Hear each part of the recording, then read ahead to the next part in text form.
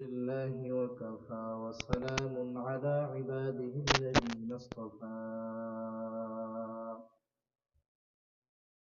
أما بعد فأعوذ بالله من الشيطان الرجيم. بسم الله الرحمن الرحيم.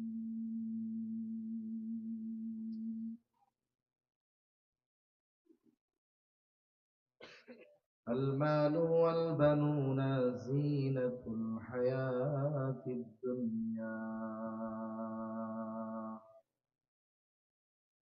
صدق الله العلي العظيم. اللهم صل على محمد وعلى آل محمد كما صليت على إبراهيم وعلى آل إبراهيم إنك حميد مجيد. اللهم بارك على محمد وعلى آل محمد كما باركت على إبراهيم وعلى آل إبراهيم إنك حميد مجيد. আলহামদুলিল্লাহ, ঐতিহ্যবাহী গাজীপুর মহানগরের 15 নং ওয়ার্ড বগুড়া জুম্মাপাড়া জামিয়াতুস সুন্নাহ হিফজুল কোরআন মাদ্রাসা ও জামিয়াতুস সুন্নাহ মহিলা মাদ্রাসা এর উদ্যোগে হাফেজ ছাত্রদের পানি প্রদান উপলক্ষে 14তম ওয়াজ ও দোয়া মাহফিল। আজকের এই ওয়াজ ও দোয়া মাহফিলের সম্মানিত শ্রদ্ধেয় সভাপতি, প্রধান অতিথি, বিশেষ অতিথিবৃন্দ সহ সম্মানিত শ্রদ্ধেয় উলামায়ে ইকরাম, সামনে উপস্থিত মুরব্বিয়ানে কেরাম, সমবয়সী যুবক বন্ধু, স্নেহের ছোট ভাই, মাইকের আওয়াজ যত দূরে যায়, পর্দার অন্তরালে অবস্থানরতা সম্মানিতা শ্রদ্ধা মা ও বোন, আল্লাহ রাব্বুল আলামিনের দরবারে অগণিত শুকর যে মহান মালিক হায়াতে বরকত দিয়ে সুস্থ রেখে এতক্ষণ পর্যন্ত উলামা হযরতদের জবান থেকে গুরুত্বপূর্ণ কথা, সাথে সাথে বাস্তবতার আলোকে অত্র প্রতিষ্ঠানের শিক্ষার্থীদের দ্বারা সুন্দর একটি প্রদর্শনী অনুষ্ঠান সহ কিছু মেহমানের আলোচনা আপনারা শ্রবণ করলেন। যে মহান মনিব আমাদেরকে হাজারো মানুষের মধ্য থেকে যাচাই বাছাই করে এমন এক মোবারক মজলিসে আসার বসার, দ্বীনি কথা বলবার, শ্রবণ করবার তৌফিক দিলেন, সে মহান মনিবকে খুশি করার জন্য মুহাব্বতের সাথে জবান খুলে অন্তর থেকে আমরা একবার কালিমাতুশ শুকর পাঠ করি, আলহামদুলিল্লাহ। অগণিত দুরুদ ও সালাম সৈয়দুল আম্বিয়া, আশরাফুল আম্বিয়া, খাতামুল আম্বিয়া, ইমামুল মুরসালিন, রহমাতুল লিল আলামিন মুহাম্মাদুর রাসূলুল্লাহ সাল্লাল্লাহু আলাইহি ওয়াসাল্লামের উপর। রাত যেহেতু অনেক, আমি আপনাদেরকে বেশি সময় কষ্ট দিব না। মূলত অন্য আরেকটা বিষয় আলোচনা করার ইচ্ছা ছিল, কিন্তু এই ছোট ছোট বাচ্চাদের খুব সুন্দর এই প্রদর্শনী দেখে আমার মনে চাইল যে আসলে প্রত্যেকটা অভিভাবকেরই এটা কামনা বাসনা হওয়া দরকার যে সে যেন বার্ধক্যে তার সন্তানদের কাছে বোঝা না হয়ে যায়। আসলে বাস্তবতা হলো, আল্লাহ তাআলা আমাদেরকে সন্তান দিয়েছেন, এই সন্তান আমাদের জন্য আল্লাহ তাআলার পক্ষ থেকে অন্যতম দামি এক নেয়ামত। সাথে সাথে এই সন্তান আমাদের কাছে আমানত। কিন্তু আফসোসের বিষয় হলো, এই আমানত, এই নেয়ামতের যথাযথ কদর আমরা করতে পারি না। কেন পারি না? কারণ কিছু মানুষের চিন্তাধারা হলো এরকম, জীবনের একটা জীবন চক্র আছে। তারা মনে করে জীবনটা হলো এরকম যে আমি এখন যুবক আছি, শক্তি সামর্থ্য আছে, বিবাহ শাদী করলাম, আল্লাহ তাআলা আমাকে সন্তান দিবে, আমি এই সন্তানকে সম্পদ উপার্জনের উপযুক্ত করে তুলব। সন্তানকে সম্পদ উপার্জন করার জন্য যা লেখাপড়া করানো দরকার এগুলো করাবো, এখন পরিশ্রম করে এগুলো করাবো। আমি যখন বার্ধক্যে উপনীত হব তখন আমার সন্তান ইনকাম করবে, আয় করবে, আর আমি বুড়াকালে বসে বসে খাবো। তার মানে এক হিসাবে সন্তানকে আমরা অনেকে চিন্তা করি যে একটা এটিএম বুথ বানাবো আর কি। টাকা দরকার, অ্যাকাউন্টে টাকা আছে, কার্ড পাঞ্চ হবে, পিনকোড দিব আর টাকা বের হয়ে যাবে। আসলে সন্তানকে এটিএম বুথ না বানিয়ে, টাকা উপার্জনের মেশিন না বানিয়ে আমরা যদি বাস্তবিক অর্থে দুনিয়া আখেরাতের সম্পদে পরিণত করতাম, তাহলে আমাদের দেশে সময়ের সাথে সাথে বৃদ্ধাশ্রম বাড়ত না। ঠিক কিনা বলেন? এদেশে সন্তানের দ্বারা মাতা পিতা, বৃদ্ধ মা বাবা নির্যাতনের শিকার হয়, এর সংখ্যা বৃদ্ধাশ্রমে যারা আসে এটা অতি সামান্য একটা সংখ্যা। কিন্তু এর চাইতে আরো অনেক বেশি মানুষ, অনেক বেশি বৃদ্ধ বৃদ্ধা বার্ধক্যজনিত কারণে তাদের সন্তানদের কাছে বোঝায় পরিণত হয়েছে। কতজন সন্তান তার মা বাবাকে গোয়াল ঘরে ফেলে রাখতেছে, কতজন রান্নাঘরে ফেলে রাখতেছে। আবার দেখা যাবে পিতামাতা যে সন্তানের দ্বারা এই নিগ্রহের শিকার হচ্ছে, এই পিতামাতা যে গরিব ছিল, একেবারে অসহায় ছিল তা নয়, বরং আমরা তো এই বিষয়গুলোই বেশি দেখি যে পিতা অনেক সম্পদের মালিক, তিনিও তার সন্তানকে সম্পদ উপার্জনের সবকিছু শিখিয়েছেন। জীবনের পড়ন্ত বেলায় এসে ওই পিতা এখন তার সন্তানের কাছে সবচাইতে বড় বোঝা। এরকম ঘটনা অহরহ আমাদের সমাজে আছে না নাই? আছে। অনেক জায়গায় এই অভিজ্ঞতার শিকার আমি হয়েছি। অনেক জায়গায় গিয়েছি প্রোগ্রামে, একজন মুরব্বী আসছেন, বসে আছেন পাশে, খুব আবেগ দরদ নিয়ে বলতেছে যে আপনি আমার ছেলের বয়সী হবেন, আপনার কাছে আমি একটা অনুরোধ করার জন্য আসছি। অনুরোধটা কি? উনি বলতেছে যে আমাকে আপনি যে অবস্থায় দেখতেছেন আসলে আমি এরকম মানুষ না। আমি বড় চাকরি করতাম, টাকা পয়সার মালিক ছিলাম, আমার 2-3টা সন্তান, আমি তাদেরকে উচ্চ শিক্ষায় শিক্ষিত করার জন্য আমার জীবনের সর্বস্ব আমি তাদের জন্য ব্যয় করেছি।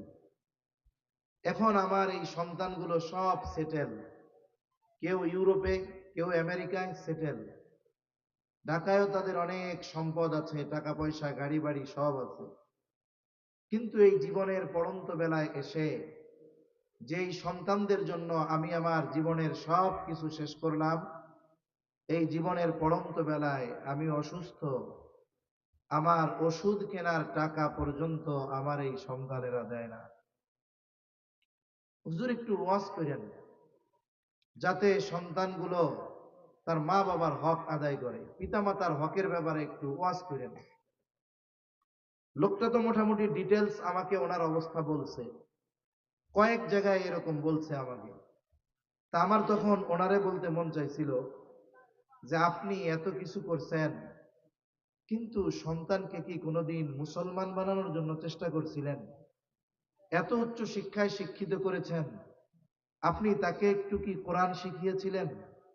আমার দৃঢ় বিশ্বাস, আমি যদি এই প্রশ্ন তাকে করতাম, সে যদি আমার প্রশ্নের জবাব দিত, আমার মনে হয় জবাবটা এটাই হতো যে না, এই ব্যবস্থা আমি তার জন্য করি নাই। আমাদের সমাজে আমরা অনেক মানুষ মনে করি যে পিতামাতা মনে হয় শুধুমাত্র সন্তানের কাছে হক পাবে। আসলে বাস্তবতা এর ব্যতিক্রম। আপনি একটা ব্যবসায় লাভ কখন পাবেন? আপনি যখন ওখানে যথাযথভাবে ইনভেস্ট করবেন।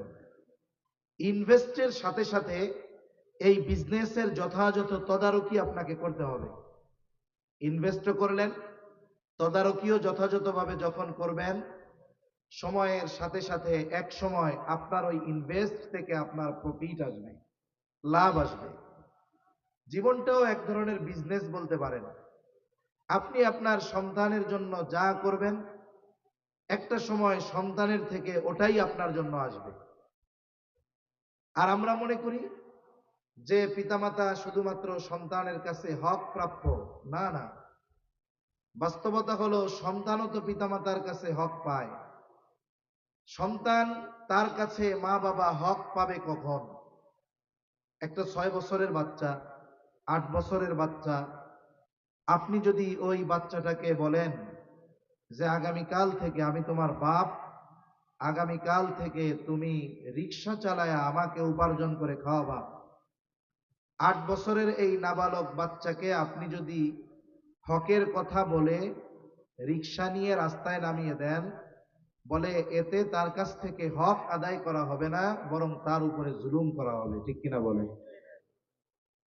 তাহলে কথা হলো, পিতামাতা সন্তানের কাছে, ছেলের কাছে হক প্রাপ্য হয় তখন, বলে সন্তান বালেগ হয় যখন।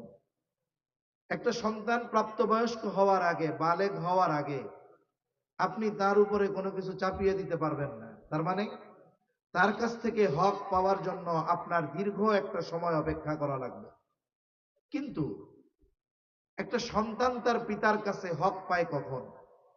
একটি প্রসিদ্ধ ঘটনা আছে যে এক লোক খলিফাতুল মুসলিমিন হযরত ওমর রাদিয়াল্লাহু তাআলা আনহুর কাছে গিয়ে তার সন্তানের ব্যাপারে অভিযোগ দিয়েছে যে খলিফাতুল মুসলিমিন, আমার সন্তান আমার হক আদায় করে না। হযরত ওমর রাদিয়াল্লাহু তাআলা আনহু তাকে ধরছে, কি ব্যাপার, তুমি তোমার পিতার হক আদায় করো না কেন? ছেলেটা প্রশ্নের জবাব দেওয়ার আগে খলিফাতুল মুসলিমিনকে বলতেছে, খলিফাতুল মুসলিমিন, এ কথা বলার আগে আপনার কাছে আমার একটা জিনিস জানার আছে। জিনিসটা হলো, হক কি শুধু পিতামাতাই সন্তানের কাছে পায়? পিতাই শুধু সন্তানের কাছে কি হক প্রাপ্য? সন্তান কি পিতার কাছে কোনো হক পায় না? ছেলেটা প্রশ্ন করেছে খলিফাতুল মুসলিমিন হযরত ওমর রাদিয়াল্লাহু তাআলা আনহু।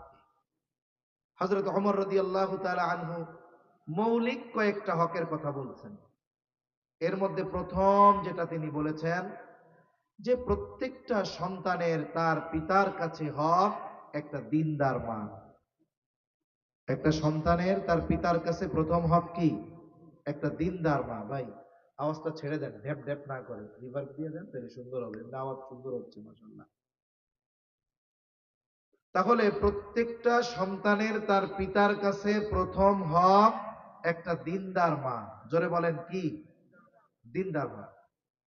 তার মানে যারা বিবাহ করছে তো করে ফেলছে, কিন্তু যারা বিবাহ করে নাই, বিবাহ হবে কি হবে না আল্লাহ জানে।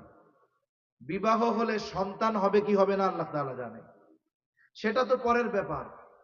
কিন্তু যে বিবাহ করে নাই, তাহলে তাকে বিবাহ করার সময় অবশ্যই মেয়ের দিনদারিত্বকে প্রাধান্য দিতে হবে। ঠিক কিনা বলেন?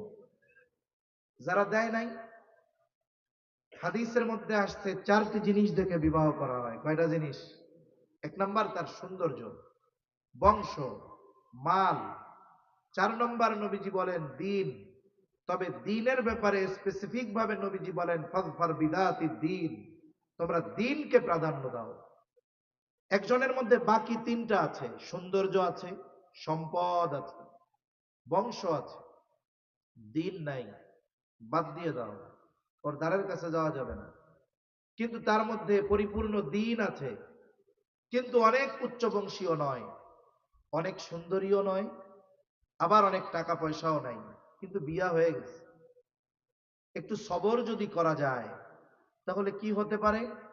বলে আল্লাহ তাআলা হয়তো ওই দিনদার কালো গরিব মেয়েটার গর্ভে আল্লাহ এমন সন্তান দান করবে, যেই সন্তান পিতামাতার চক্ষু শীতলকরণের কারণ হবে। ঠিক কিনা বলেন? আরেকটা জিনিস হলো, বিবাহের আগে স্বাভাবিকভাবে সবাই চামড়ার সৌন্দর্যকে প্রাধান্য দেয় বেশি। এখন বংশ জাতপাতও খুব কম দেখে। যারা একটু বুড়া হয়ে গেছে, মুরব্বী, ওনারা এখনো বংশের ব্যাপারে চিন্তা করে কিন্তু এখনকার তরুণ প্রজন্মের যারা, এরা সবচাইতে প্রাধান্য দেয় বেশি চেহারা, মানে চেহারার সৌন্দর্য। এরপরে মাল সম্পদ থাকলে আর একটু ভালো। কিন্তু বাস্তবতা হলো, একটা মানুষ বিবাহের আগে চেহারার সৌন্দর্যকে প্রাধান্য দেয় ঠিক, কিন্তু বিবাহের পরে চেহারার সৌন্দর্যের চাইতে চারিত্রিক সৌন্দর্যের দাম তার কাছে বেশি হয়ে যায়। এজন্য একটা সমীকরণ দেখলাম পত্রিকায় বেশ আগে, যে বিবাহ বিচ্ছেদ যা হয়, এই বিবাহ বিচ্ছেদের ক্ষেত্রে প্রায় 80% মেয়ে যারা, তারা দেখতে সুন্দরী। কারণ কি? সে তার চেহারার সৌন্দর্যকে অগ্রাধিকার দেয় বেশি। চারিত্রিক সৌন্দর্য তার মধ্যে না থাকার কারণে স্বামীর সাথে সে সংসার করতে পারে না। আর ডিভোর্সের ক্ষেত্রে, বিবাহ বিচ্ছেদের ক্ষেত্রে এই 80% মেয়ে যাদের চেহারা সুন্দর, কেন বলে? ওর চেহারা সুন্দর হলেও সংসার করতে পারে না। কেন বলে? ওর চারিত্রিক সৌন্দর্যতা না থাকার কারণে। এজন্য খোঁজ নিয়ে দেখবেন, অনেক ধরনের সেলিব্রিটিদের যখন বিবাহ হয়, অনেক সুন্দর চেহারার সেলিব্রিটি, তার বিবাহ হয় খুব ধুমধাম করে, পত্রিকার হেডলাইন থাকে, কোটি টাকার কাবিন থাকে। লাস্টে কি হয়? 1 বছরের মাথায় আমরা খবরের পত্রিকায় জানতে পারি ওনাদের 6 মাস আগেই ডিভোর্স হয়ে গেছে। হয় কি হয় না? কেন হয় বলেন তো? কারণ বিবাহের আগে ওই চেহারার সৌন্দর্যের অগ্রাধিকার ছিল, কিন্তু আসল সৌন্দর্য হলো চরিত্রের মধ্যে। এটা প্রকাশিত পায় পারিবারিক জীবনে এসে, তখন আর চেহারার সৌন্দর্যের কোনো মূল্যায়ন থাকে না। চারিত্রিক অসৌন্দর্যতাকে সামনে রেখে ওই সুন্দর চেহারার নারীকেও তখন আর ঘরে রাখে না, বিবাহ বিচ্ছেদ হয়ে যায়। এজন্য বিবাহের ক্ষেত্রে দিনদারিত্বকে প্রাধান্য দেওয়া দরকার। এরপরে যদি বাকি 3টা থাকে তাহলে ভালোর উপরে ভালো, কিন্তু দিন যদি না থাকে, বাকি 3টা যদি থাকে, তাহলে পারিবারিক জীবনে পস্তাতে হবে আশা করা যায়, সাথে সাথে সন্তানের প্রথম হক নষ্ট করা হবে। এখন বিবাহ হলো, আল্লাহ তাআলা মায়ের গর্ভে সন্তান দিলেন। যখন একটা মহিলার গর্ভে সন্তান আসে, এই সন্তান আসার পরে মহিলার জন্য কিছু করণীয় বিষয় আছে। কারণ আধুনিক সায়েন্স বলতেছে, চিকিৎসা বিজ্ঞান বলতেছে যে একটা সন্তান মায়ের পেটে যখন থাকে, মায়ের চিন্তা, মায়ের কথা, সব কিছুর প্রভাব ওই পেটের বাচ্চার মধ্যে পড়ে। সুবহানাল্লাহ। দেখেন, যখন আমরা মায়ের রেহেমে পৌঁছাইছিলাম, আমরা কি ছিলাম? আরে কতটুকু পানি ছিলাম ওটা তো দেখাও দুরস্কর ছিল। ওই 1 ফোঁটা একটু পানি মায়ের রেহেমে পৌঁছিয়ে গেল। আল্লাহ তাআলা প্রসেসিং এর মাধ্যমে 120 দিনের প্রসেসের পরে, লম্বা কথা আমি সংক্ষেপে বলতেছি, 120 দিনের প্রসেসের পরে আল্লাহ তাআলা একটা মাংসের টুকরা আমাদেরকে বানিয়েছেন। মায়ের পেটের ভিতরে